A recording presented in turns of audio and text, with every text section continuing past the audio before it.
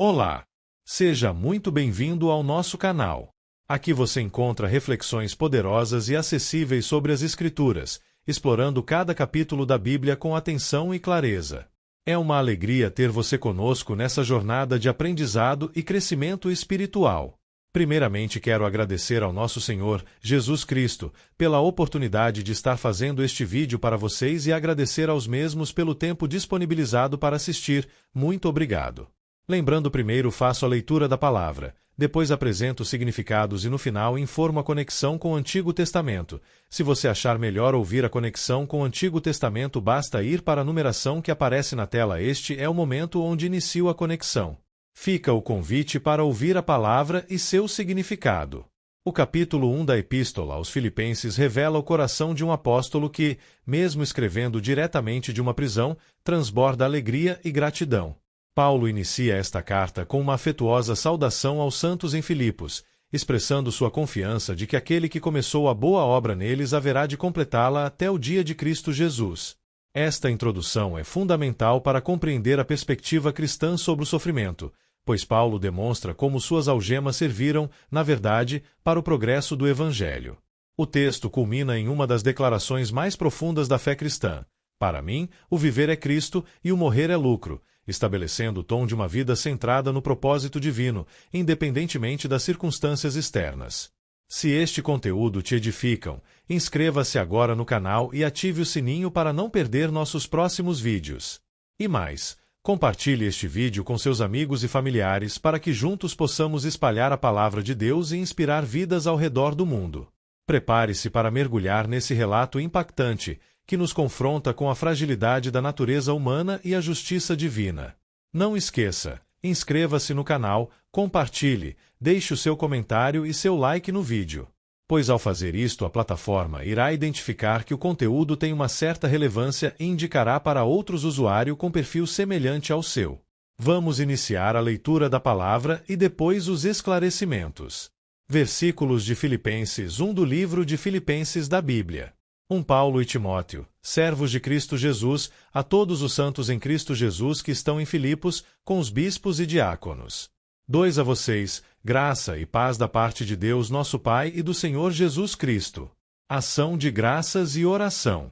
3 Agradeço a meu Deus toda vez que me lembro de vocês.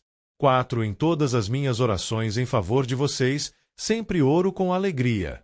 5 Por causa da cooperação que vocês têm dado ao Evangelho desde o primeiro dia até agora. 6 Estou convencido de que aquele que começou boa obra em vocês vai completá-la até o dia de Cristo Jesus. 7 É justo que eu assim me sinta a respeito de todos vocês, uma vez que os tenho em meu coração, pois, quer nas correntes que me prendem, quer defendendo e confirmando o Evangelho, todos vocês participam comigo da graça de Deus. 8 Deus é minha testemunha de como tenho saudade de todos vocês, com a profunda afeição de Cristo Jesus. 9 Esta é a minha oração, que o amor de vocês aumente cada vez mais em conhecimento e em toda percepção. 10 Para discernirem o que é melhor, a fim de serem puros e irrepreensíveis até o dia de Cristo. 11 Cheios do fruto da justiça, fruto que vem por meio de Jesus Cristo, para a glória e louvor de Deus. Brevíssima análise textual e voltaremos à leitura.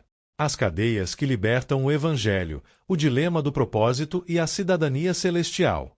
Iniciamos a jornada pela Carta aos Filipenses, historicamente conhecida como a Epístola da Alegria. Escrita por Paulo diretamente de uma prisão romana, esta carta transborda um contentamento que desafia as circunstâncias físicas. Diferente de outras epístolas, onde o apóstolo precisa corrigir heresias graves ou desvios morais urgentes, a correspondência à igreja em Filipos é uma carta de profundo afeto, gratidão e parceria ministerial. Paulo apresenta uma perspectiva revolucionária sobre o sofrimento.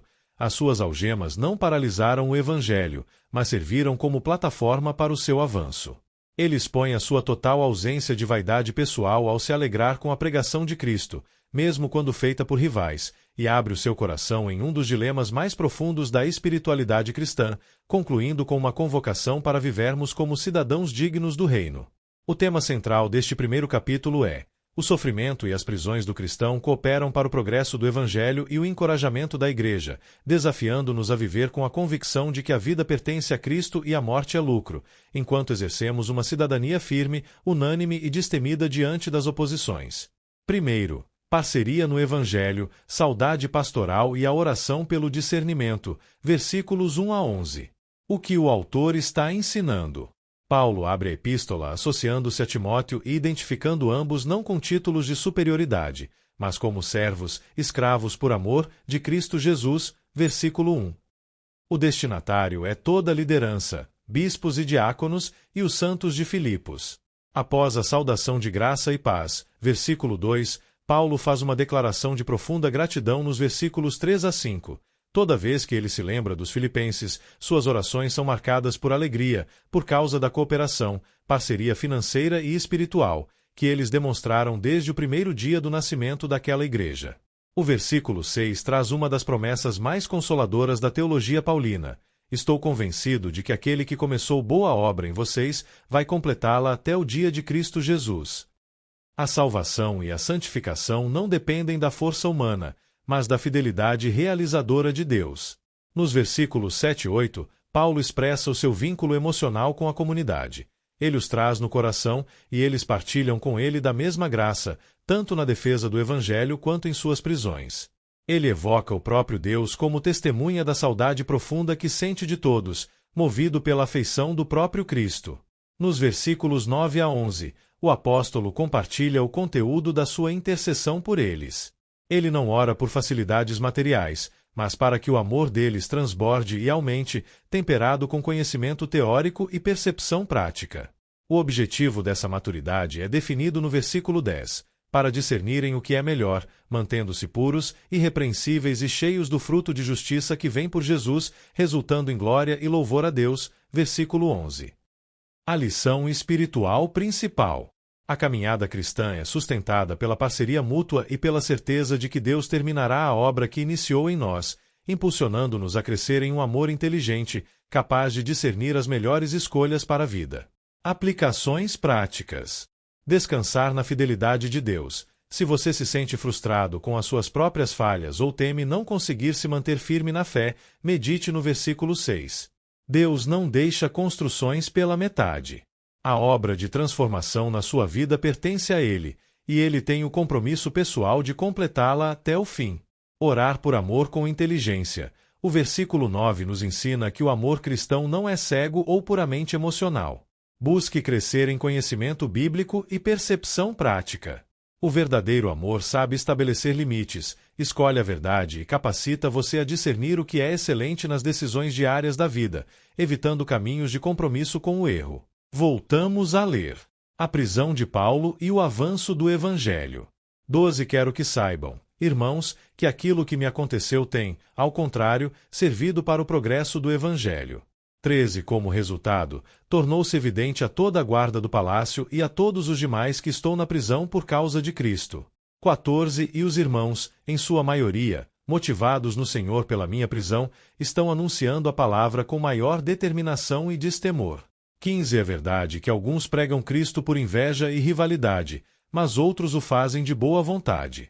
16 Estes o fazem por amor, sabendo que aqui me encontro para a defesa do Evangelho. 17 Aqueles pregam Cristo por ambição egoísta, sem sinceridade, pensando que me podem causar sofrimento enquanto estou preso. 18 Mas que importa? O importante é que, de qualquer forma, seja por motivos falsos ou verdadeiros, Cristo está sendo pregado, e por isso me alegro. De fato, continuarei a alegrar-me. 19 Pois sei que o que me aconteceu resultará em minha libertação, graças às orações de vocês e ao auxílio do Espírito de Jesus Cristo. 20 Aguardo ansiosamente e espero que em nada serei envergonhado. Ao contrário, com toda a determinação de sempre, também agora Cristo será engrandecido em meu corpo, quer pela vida, quer pela morte. 21 Porque para mim o viver é Cristo e o morrer é lucro. 22 Caso continue vivendo no corpo, terei fruto do meu trabalho. E já não sei o que escolher. 23 Estou pressionado dos dois lados. Desejo partir e estar com Cristo, o que é muito melhor. 24 Contudo, é mais necessário, por causa de vocês, que eu permaneça no corpo. 25 Convencido disso, sei que vou permanecer e continuar com todos vocês, para o seu progresso e alegria na fé. 26 A fim de que, pela minha presença, outra vez a exultação de vocês em Cristo Jesus transborde por minha causa. 27 Não importa o que aconteça, exerçam a sua cidadania de maneira digna do Evangelho de Cristo, para que assim, quer eu vá e os veja, quer apenas ouça a seu respeito em minha ausência, fique eu sabendo que vocês permanecem firmes num só espírito, lutando unânimes pela fé evangélica. 28 Sem de forma alguma deixar-se intimidar por aqueles que se opõem a vocês. Para eles isso é sinal de destruição, mas para vocês, de salvação, e isso da parte de Deus. 29 Pois a vocês foi dado o privilégio de não apenas crer em Cristo, mas também de sofrer por Ele. 30 Já que estão passando pelo mesmo combate que me viram enfrentar e agora ouvem que ainda enfrento.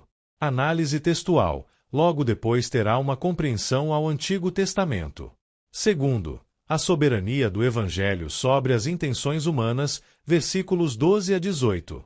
O que o autor está ensinando? No versículo 12, Paulo faz questão de acalmar o coração dos filipenses sobre a sua condição de prisioneiro. As circunstâncias adversas que lhe aconteceram funcionaram, na verdade, como um gatilho para o progresso do Evangelho. O versículo 13 detalha o impacto disso no coração do Império Romano. Toda a guarda pretoriana, a elite militar do palácio e as demais pessoas descobriram que Paulo não era um criminoso comum, mas estava algemado especificamente por causa de Cristo. A prisão virou um púlpito. Além disso, o versículo 14 mostra o efeito colateral positivo na liderança local.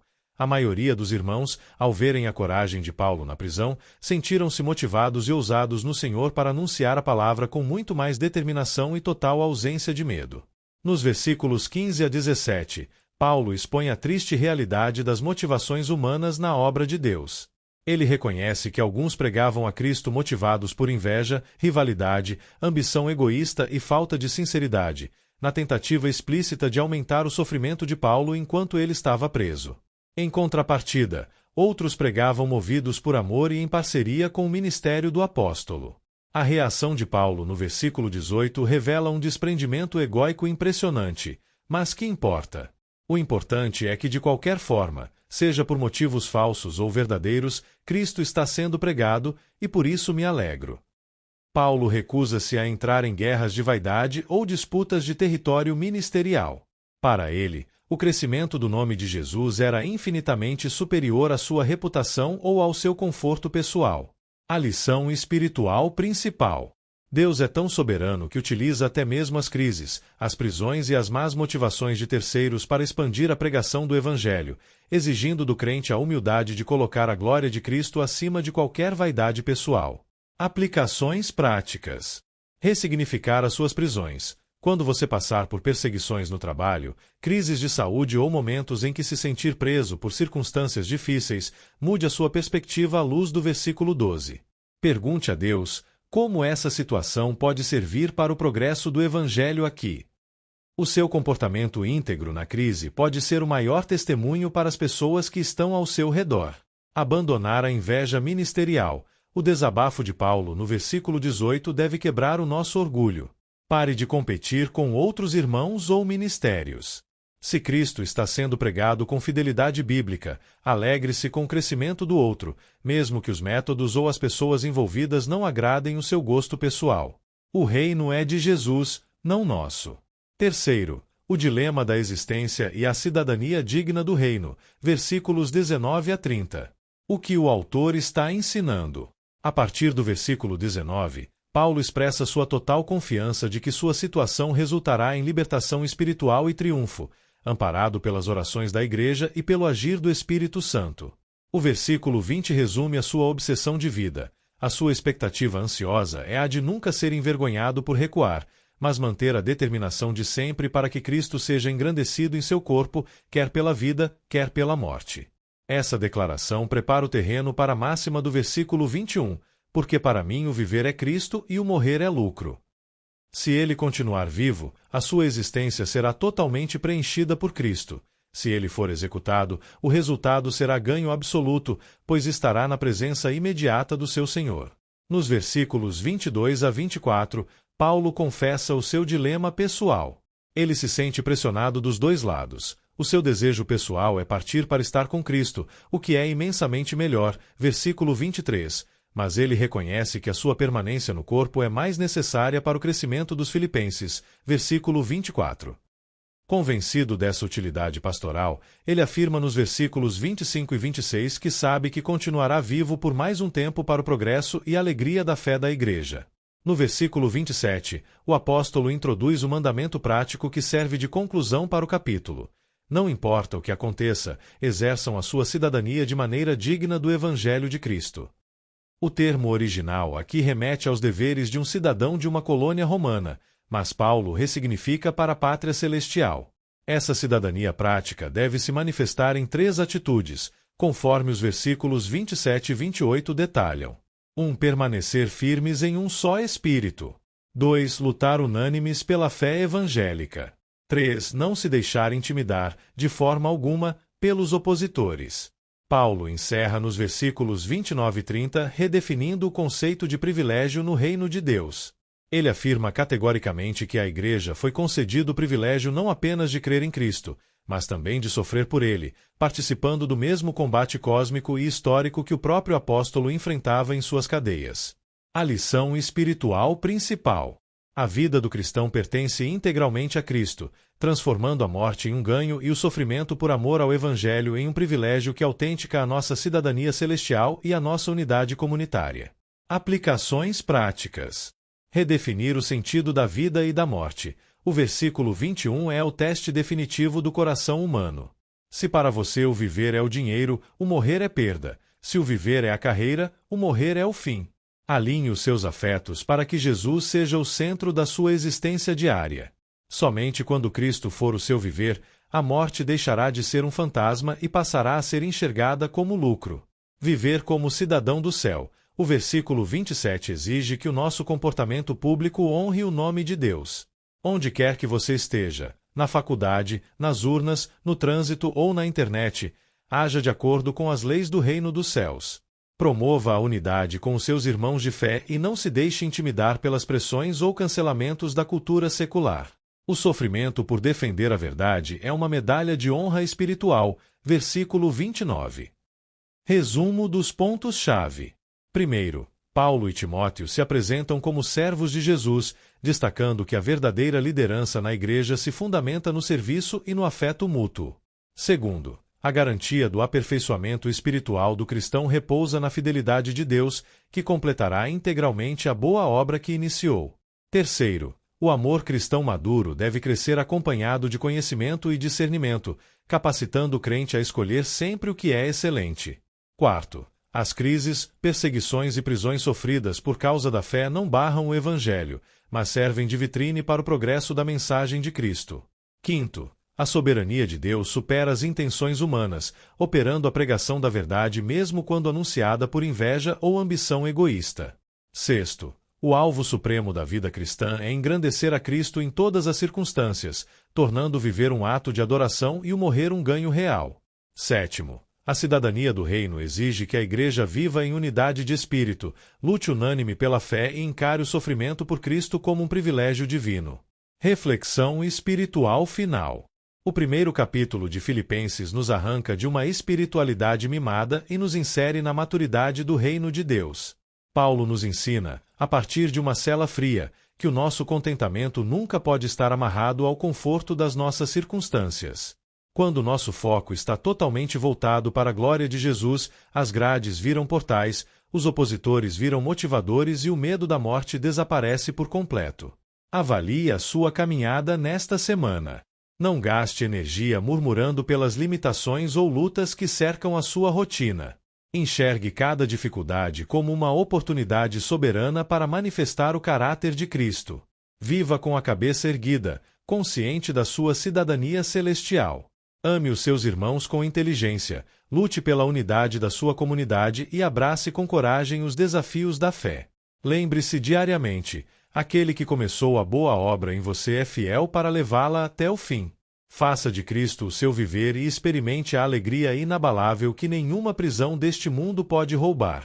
Vou te explicar Filipenses 1 de forma simples e bem prática, destacando a mensagem principal e dividindo o texto em partes para mostrar as conexões com o Antigo Testamento. A carta aos Filipenses é conhecida como a Carta da Alegria. Mesmo estando preso, Paulo escreve um texto transbordando gratidão. Diferente de Gálatas, onde ele estava bravo, ou Efésios, onde ele era solene, aqui Paulo fala como um amigo querido que sente saudades. Primeira parte. A parceria e a certeza da obra. Versículos 1-11. Paulo começa chamando a si mesmo e a Timóteo de servos, ou escravos por vontade própria, de Jesus. A boa obra. Versículo 6. Este é um dos versículos mais encorajadores da Bíblia. Paulo diz que Deus não deixa trabalhos pela metade. Se ele começou a mudar a vida de alguém, ele vai terminar esse processo. Oração por inteligência emocional. Versículos 9 e 10. Paulo ora para que o amor deles não seja apenas sentimento, mas que venha acompanhado de conhecimento e discernimento. Ele quer que eles saibam escolher o que é melhor, não apenas o que é bom. Segunda parte. O otimismo na prisão. Versículos 12 e 18. Paulo conta uma novidade surpreendente. A sua prisão, que deveria ser um desastre, virou uma ferramenta de marketing para o Evangelho. A guarda do palácio. Todos os soldados que vigiavam Paulo acabaram ouvindo sobre Jesus. Motivação pelo exemplo. Outros cristãos, vendo a coragem de Paulo preso, perderam o medo de pregar. Foco no que importa. Algumas pessoas pregavam para provocar Paulo, mas ele não se importava com o ego ou com a inveja deles. Ele diz: o importante é que Cristo está sendo anunciado. Para Paulo, o propósito era maior que sua reputação. Terceira parte. O dilema de Paulo. Viver ou morrer? Versículos 19 e 26. Aqui Paulo abre o coração sobre sua situação de vida ou morte. Viver é Cristo, morrer é lucro. Se ele continuasse vivo, trabalharia para Jesus, viver é Cristo. Se fosse executado, estaria finalmente com Jesus, morrer é lucro. O dilema. Ele se sente pressionado.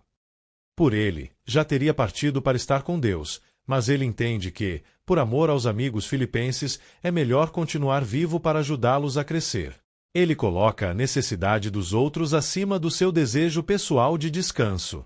Quarta parte. Cidadania do céu e coragem. Versículos 27 e 30.